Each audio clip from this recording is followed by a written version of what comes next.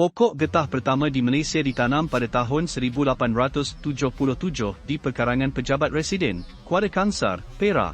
Anak benih daripada spesies Hevea brasiliensis ini dibawa dari Taman Kew, England, dan ditanam di bawah pengawasan H. J. Morton. Ia menandakan bermulanya industri getah negara. Fakta menarik pokok getah pertama. Tahun ditanam, 1877.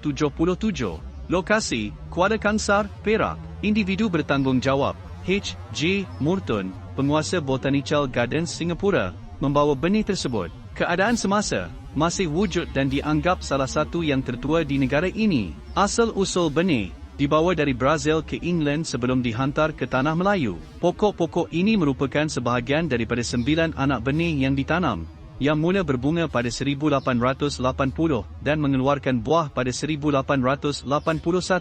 Status semasa, setakat 2026. Usia, kini mencecah kira-kira 149 tahun. Nilai, dianggarkan bernilai hampir 200,000 RM berdasarkan penilaian pakar arboris. Pokok tertua. Pemeliharaan, pokok ini masih hidup dan dipelihara sebagai tapak warisan sejarah penting bagi industri getah negara. Fakta menarik, hanya 9 anak pokok asal yang berjaya ditanam di Kuala Kangsar pada waktu itu.